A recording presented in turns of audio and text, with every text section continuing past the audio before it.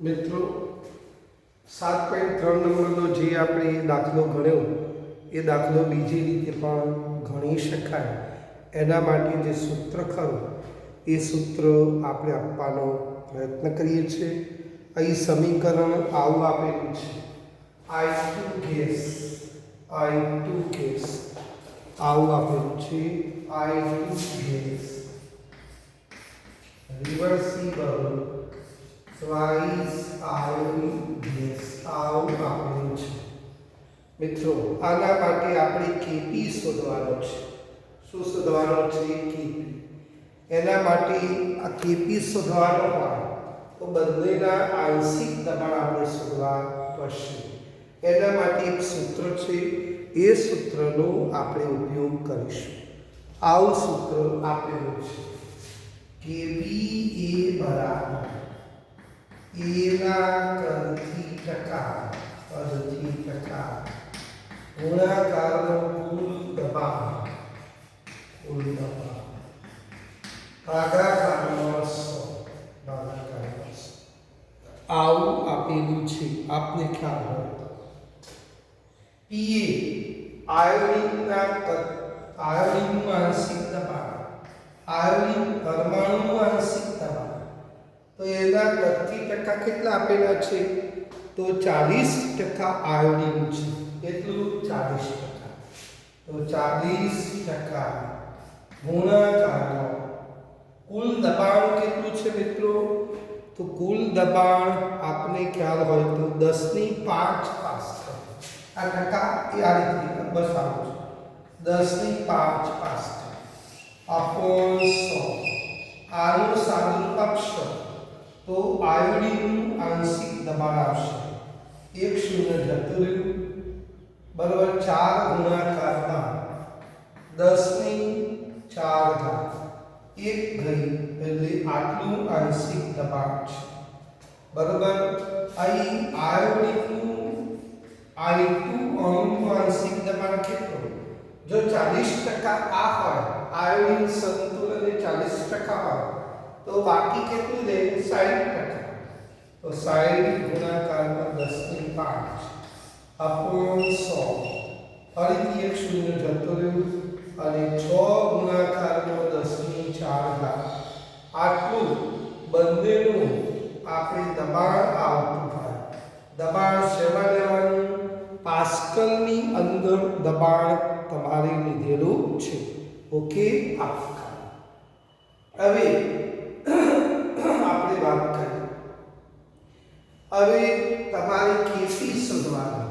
શું શોધવાનું? Kp બરાબર આયોડિન પરમાણુ છે તો Pi નો સ્ક્વેર થશે અપોન આયોડિન અણુ Pi2 થશે. ધેરફોર Kp બરાબર શું? આયોડિન પરમાણુનું આંશિક દબાણ કેટલું? 4 ગુણાકારમાં 10⁴ નો સ્ક્વેર કરવા. આયોડિન અણુનું કેટલું? 6 ગુણાકારમાં 10⁴. આટલું થશે. હવે મિત્રો તમે જો તો શું કરીશું? 1 10⁴ જતી રહી તો 1 10⁴ બાકી રહે. ઓકે. 4 નો વર્ગ કેટલો? 16 ભાગાકારમાં 6 કરવું પડશે. તો Kp બરાબર 16 ભાગાકારમાં 6 તમે કરો. કેટલું? 16 ભાગાકારમાં 6 કરશો બરાબર 2.66 ગુણાકારમાં 10⁴. આટલો જવાબ તમારો આવશે. ઓકે. હા. હવે આ પાસ્કલનો સ્ક્વેર હતો, નીચે પાસ્કલ છે તો 1 પાસ્કલ આપણે આવશે 8 પાસ્કલ. Kp બરાબર તમારો જવાબ આટલો આવે. જે આગળ આપણે બીજી રીતે દાખલો ગણ્યો તો કે આ રીતે દાખલો ગણ્યો. પહેલી રીત થોડીક x કરીને લાંબી થતી હતી, આમાં એટલી લાંબી થતી નથી. પણ મિત્રો આપણે આગળના ચેપ્ટરોની અંદર આંશિક દબાણ માટે જો કદથી ટકા જાણતા હોય તો 31% ગુણાકારમાં કુલ દબાણ ભાગાકારમાં 100 તમે કરશો તો જે તે ઘટકનું આંશિક દબાણ આપણને મળી જતું હોય એ આંશિક દબાણ આ કેપીના સૂત્રની અંદર મૂકી દઈશું તો આપણું એ કેપી એ આવી જશે. તો આ રીતે પણ આ બીજી રીતે પણ એ દાખલો ગણી શકાય. બીજી રીતે પણ દાખલો ગણી શકાય. ગમે તે રીતે દાખલો ગણો, ટૂંકી રીત હોય તો વધુ સારું, પણ કોઈ ન ફાવતું તો પેલી રીતે પણ આ દાખલો ગણી શકે. ઓકે,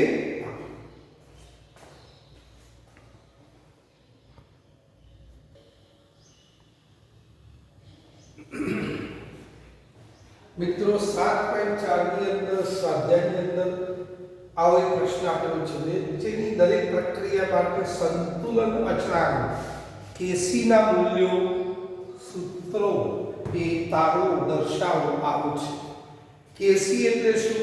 ગુલબર્ગ અને વાગે કહ્યું હતું સંતુલન અચળાંક કેસી એટલે ઉપર નિપજોની સાંદ્રતાનો ગુણાકાર છેદમાં પ્રક્રિયકોની સાંદ્રતાનો ગુણાકાર. આ બંનેનો ગુણોત્તર હોય તો એને સંતુલન અચળાંક કેસી થી આપણે દર્શાવીએ છીએ. મિત્રો આ 5 પ્રક્રિયા માટે ફરીથી એક વસ્તુ કહું છું કે સોલિડ કે લિક્વિડ હોય તો એની ઘનતાને અચળ સ્વીકારે. આ વસ્તુ ધ્યાને રાખી અને તમે સંતુલન અચળાંક કેસીનું મૂલ્ય લખી શકો. સોલિડ લિક્વિડ હોય તો એની ઘનતા અચળ હોય,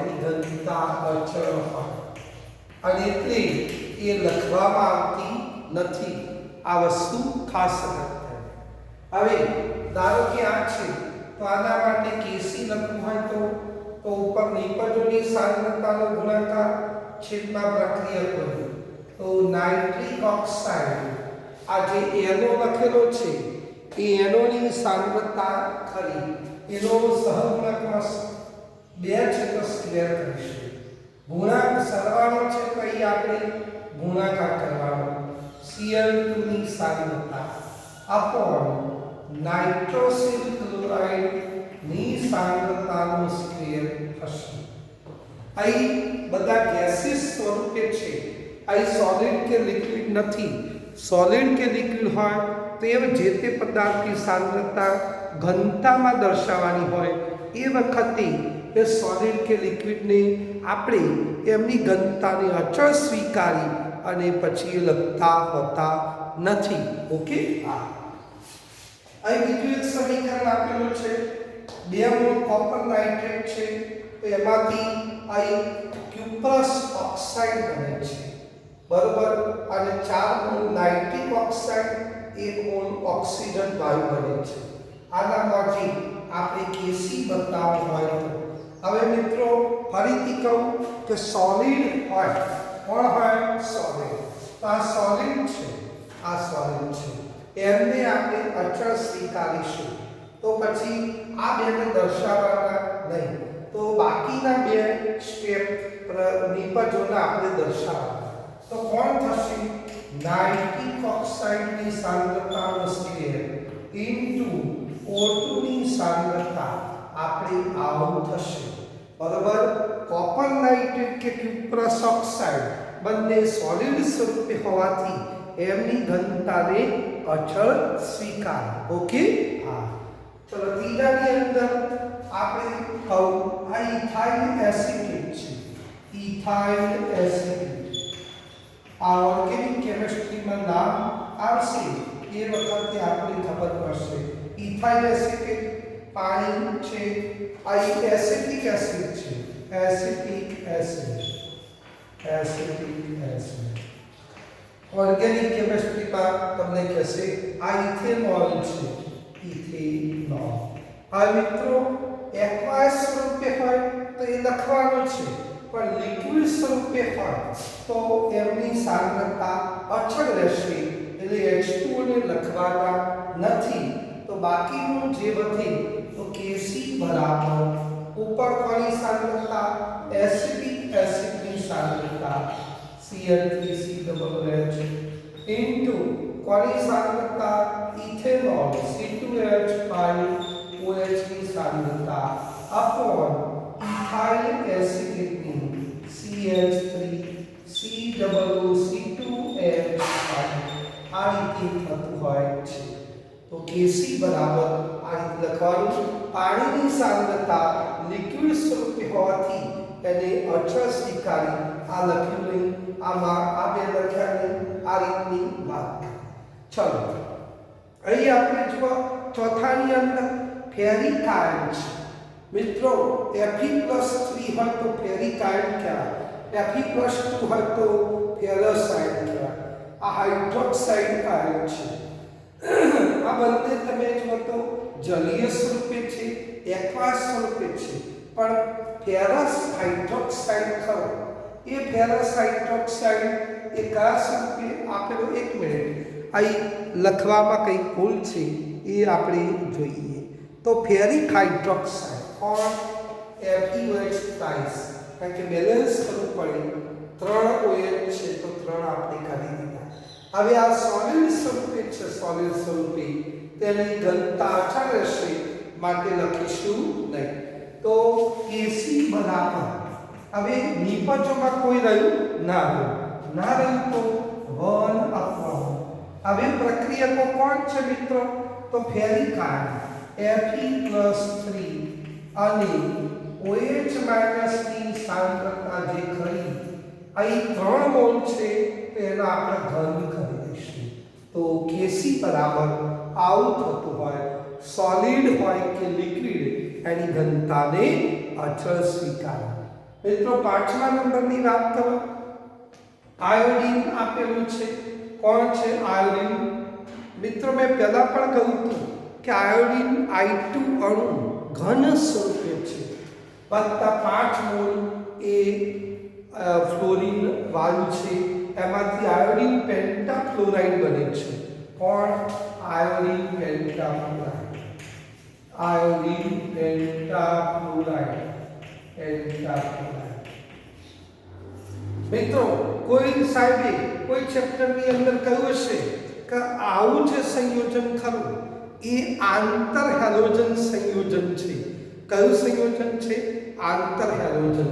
હેલોજન તત્વો પરસ્પર સંયોજાય, 17મો સમૂહ ક્લોરીન, ક્લોરીન, બ્રોમિન, આયોડિન, એસ્ટેટિન, આ બધા તત્વો એવા છે કે ભગવાનની કૃપાથી અંદરો અંદર સંયોજાય છે, બરાબર, અને આંતર હેલોજન સંયોજન બનાવે।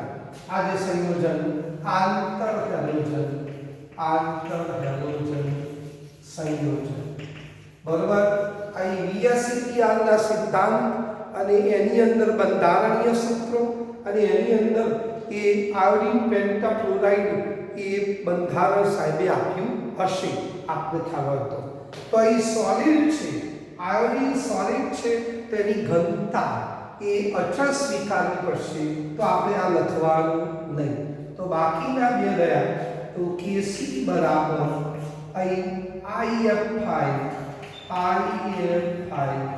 અહીં સાંદ્રતા 2 મોલ છે તો સ્ક્વેર કરીશું, અપોન અહીં F2 ની સાંદ્રતા ને આપણે અહીં 5 લખીશું, આ રીતે થશે। તો આ પાઠ્ય સમીકરણ એ તમને હવે આવડી ગયા છે, આત્મવિશ્વાસ આવી ગયો છે। ઓકે, હા।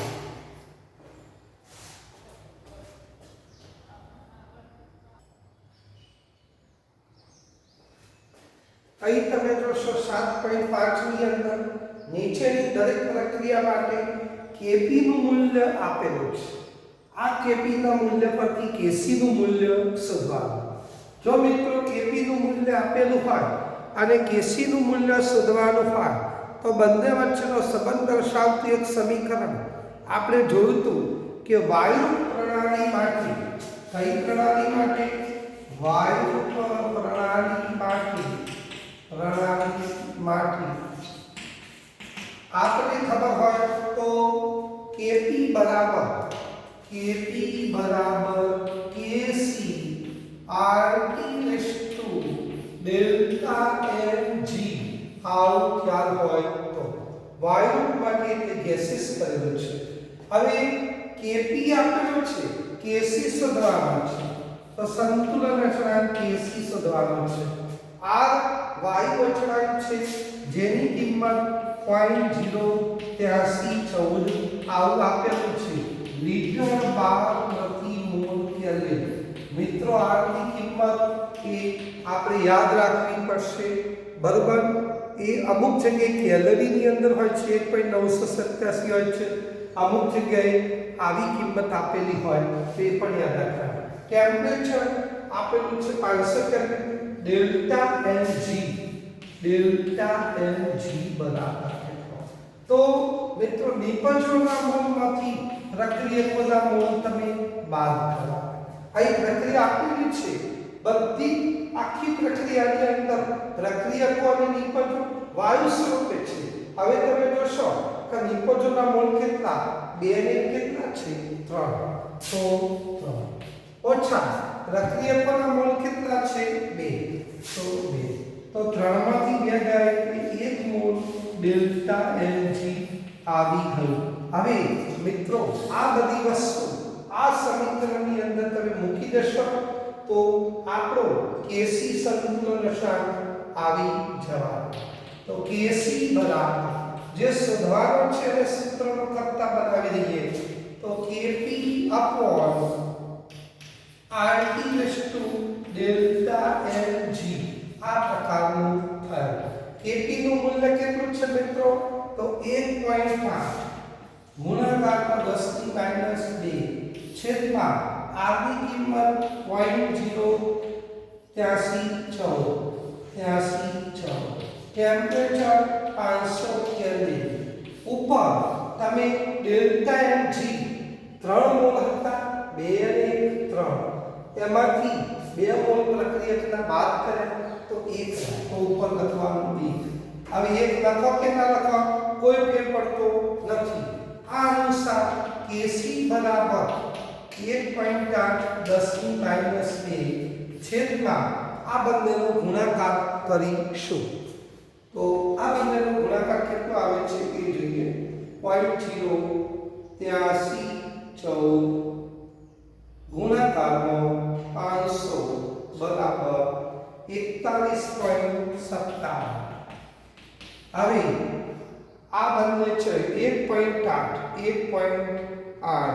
ભાગાકાર 41.57 ભાગાકાર કરીશું તો આવ્યો 0.0433 ગુણાકારમાં 10 ની -2 આટલો. આને આપણે બીજી રીતે પણ દર્શાવી શકીએ. આ જે છે તો 4.33 કરો 4.33 ગુણાકારમાં આ બે વૈજ્ઞાનિક પદ્ધતિનો 10 ની -4 કરીશું. આ આવ્યો Kc. હવે મિત્રો તમે જોશો આના મોલ કેટલા છે તો 2 મોલ છે, બરાબર. આના મોલ 1 10 2 ને 3 માંથી 2 જતા રહ્યા એટલે 1 મોલ આવ્યો. તો Kc એટલે મોલારિટીની અંદર એ આપણો જવાબ આવશે. શેમાં? મોલારિટી. કારણ નિપજોના મોલ કેટલા છે 2 અને 3. આ m², આ m છેદમાં m². m² જતો તો m⁻1 એટલે m.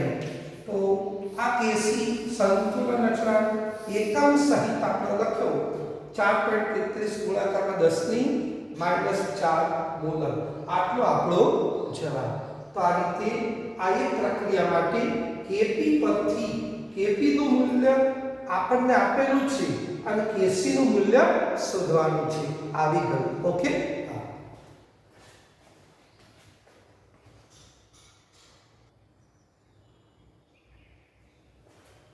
અહીં તમે જોશો બીજું એક સમીકરણ આપેલું છે. કેલ્શિયમ કાર્બોનેટનું વિઘટન કર્યું ઘન પદાર્થનું, એમાંથી ઘન પદાર્થ કલીચૂનો મળ્યો, કેલ્શિયમ ઓક્સાઇડ, કાર્બન ડાયોક્સાઇડ, વાયુ મળ્યો. આ પ્રક્રિયા માટે Kp નું મૂલ્ય આપેલું છે 167, તાપમાન આપેલું છે 1072. આ બે ઉપરથી Kc શોધવાના છે. મિત્રો વાયુ અચળાંક ની કિંમત તો આપણને ખબર છે 0.08314 લિટર બાર પ્રતિ મોલ કેલ્વિન. ડેલ્ટા Mg શોધવાનો છે. ડેલ્ટા Mg એટલે નિપજોના મોલમાંથી પ્રક્રિયકોના મોલ બાદ કરીશું. આ સોલિડ છે, આ સોલિડ અને સોલિડ હોય તો એમને આપણે ધ્યાનમાં લેવાના નથી. ઓકે, હા. તો આ કેટલા છે? 1 છે. નિપજોના મોલ 1. વાયુ અવસ્થામાં હોય એને ધ્યાનમાં લેવાના, આ ઘન પદાર્થને ધ્યાનમાં લઈશું નહીં. ચલો, આ 1 છે. પ્રક્રિયકો કોઈ છે નહીં વાયુ સ્વરૂપમાં, તો 1 લીધા.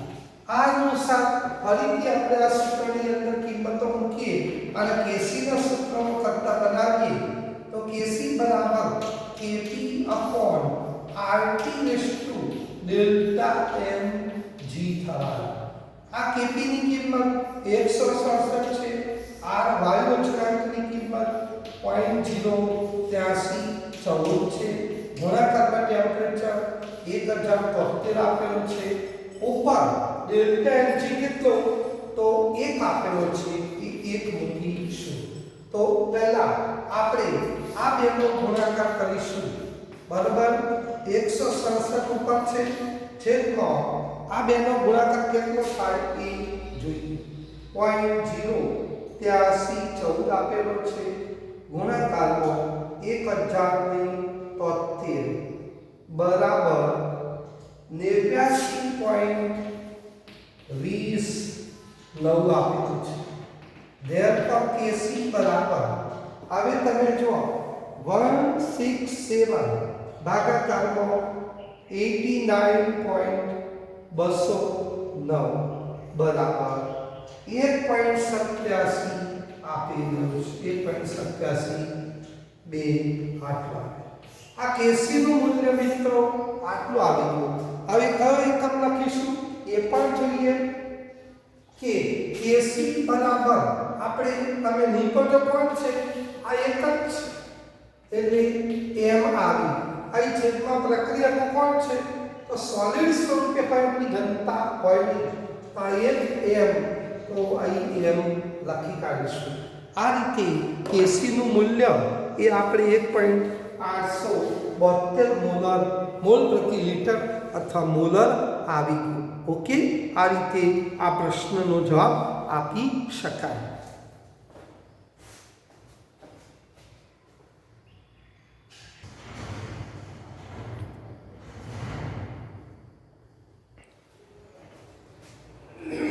મિત્રો 7.6 ની અંદર એક પ્રશ્ન આપેલો છે.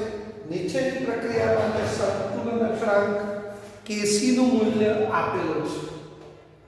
Kc નું મૂલ્ય આપેલું છે અને કેટલા તાપમાને? 1000 કેલ્વિન તાપમાને Kc નું મૂલ્ય આપેલું છે. હવે તમે જો આ પ્રક્રિયા કઈ નાઇટ્રિક ઓક્સાઇડ અને ઓઝોન વાયુ સાથે પ્રક્રિયા થાય. કોણ છે મિત્રો? નાઇટ્રિક ઓક્સાઇડ છે. આ નાઇટ્રિક ઓક્સાઇડ અને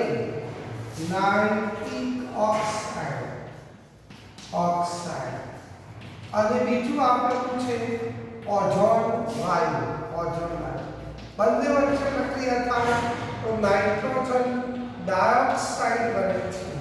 નાઇટ્રોજન ડાયોક્સાઇડ વાયુ અને ઓક્સિજન વાયુ બને છે. આ પ્રકારની પ્રક્રિયા છે. બંને પુરોગામી અને પ્રતિગામી. પુરોગામી પ્રક્રિયા આને કહેવાય. આ પુરોગામી પ્રક્રિયકોમાંથી નિપજો તરફ તમે જાઓ તો પુરોગામી, અને પ્રતિગામી એટલે નિપજોમાંથી પ્રક્રિયકો, એને આપણે પ્રતિગામી પ્રક્રિયા કહીએ છીએ. આના માટે આ પ્રક્રિયા સંતુલનમાં પ્રાથમિક રીતે દ્વિઆણીય છે. મિત્રો, દ્વિઆણીય એટલે બે અણુ વચ્ચે પ્રક્રિયા થાય છે. તમે પુરોગામી પ્રક્રિયા જુઓ તો 1 મોલ નાઇટ્રિક ઓક્સાઇડ અને 1 મોલ ઓઝોન વાયુ, બે અણુ વચ્ચે પ્રક્રિયા પુરોગામી પ્રક્રિયા. પ્રતિગામી પ્રક્રિયા જોશો તો એની અંદર પણ એવું જ છે કે નાઇટ્રોજન ડાયોક્સાઇડના 1 મોલ છે, ઓક્સિજન વાયુના 1 મોલ છે, તો 1 ને 1 2 મોલ, તો એમાં પણ 2 અણુ છે. તો પુરોગામીમાં પણ 2 અણુ છે, પ્રતિગામીમાં પણ બે અણુ છે, માટે આ પ્રક્રિયાને દ્વિઆણવીય પ્રક્રિયા કહેલી છે. ઓકે, આ પ્રકારની એક વાત. પ્રતિગામી પ્રક્રિયા માટે આપણે ધારો કે આવું હોય PCl5 હોય તો PCl3 Cl2, તો પુરોગામી પ્રક્રિયા તમે જોશો તો આ એકાણીય છે. કેવી છે? એકાણીય. પણ પ્રતિગામી પ્રક્રિયા કેવી છે? દ્વિઆણવીય, 1 ને 2. તો આ રીતે તમને ખબર પડી જોઈએ. હવે આપણે Kc નું મૂલ્ય આપેલું છે. Kc બરાબર Kc શું છે? તો nitrogen dioxide into O2 upon nitric oxide into ozone આવું આપેલું છે. આપને ખ્યાલ હોય આ Kc નું મૂલ્ય છે મિત્રો. પુરોગામી પ્રક્રિયા માટે Kc આટલો છે. Kc નું મૂલ્ય કેટલું છે મિત્રો? તો આપણને આપેલું છે 6.3 1014 જેટલું આપેલું છે. પ્રતિગામી પ્રક્રિયા માટે શું થાય એના માટેની વાત કરું તો Kc ડેશ બરાબર કયું? Kc dash. આ પ્રતિગામી પ્રક્રિયા એના માટે તમે જોશો તો આ પ્રક્રિયા જો છે એના નિપજો છે તો આ ઉપર આવશે NO into O3 upon NO2 into O2 આવું છે. આપણે ખ્યાલ હોય. હવે આ વસ્તુને આપણે છેદમાં લઈ જઈએ તો શું થવાનું? 1 upon NO2 ની સાંદ્રતા into O2 ની સાંદ્રતા upon NO ની સાંદ્રતા into O3 ની સાંદ્રતા આવું આપેલું છે. Kc ડેશ બરાબર. હવે મિત્રો આ શું છે? તો આટલી વસ્તુ તમે કહો NO2 ની સાંદ્રતા O2 ની સાંદ્રતા upon NO ની અને O3 બાકી Kc ડેશ બરાબર 1 upon Kc આપેલું છે. ને પહેલા પણ કહ્યું હતું ચેપ્ટરની અંદર શરૂઆતમાં શીખવતી વખતે કે પુરોગામી પ્રક્રિયા અને પ્રતિગામી પ્રક્રિયા બેના માટે એ Kc અને Kc ડેશ એકબીજાના વ્યસ્ત સંબંધ ધરાવે છે. તો આ વ્યસ્ત સંબંધ થઈ ગયો. આ Kc ડેશ પ્રતિગામી, આ પુરોગામી પ્રક્રિયા માટે. તો 1 upon Kc કેટલો થયો? 6.3 1014. તો 1 upon આટલું આવ્યું એનું આપણે સાદુરૂપ આપવું પડશે. તો આનું સાદુરૂપ 1 upon 6.3 કરશો. 1 upon 6.3 બરાબર 0.15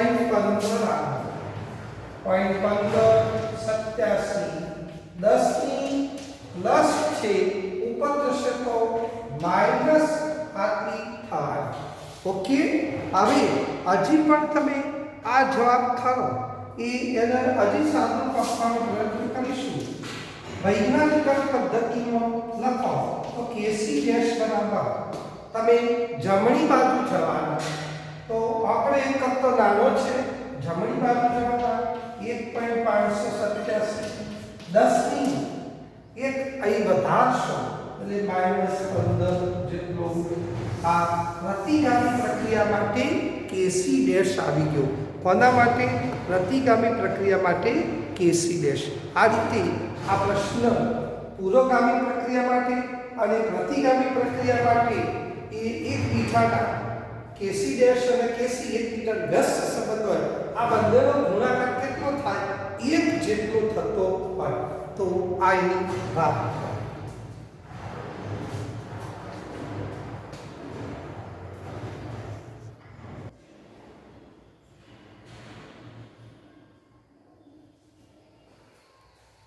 સંતુલન અચળાંકની રજૂઆત વખતે ઘન કે પ્રવાહીની સાંદ્રતાની શા માટે એમને અવગણવા?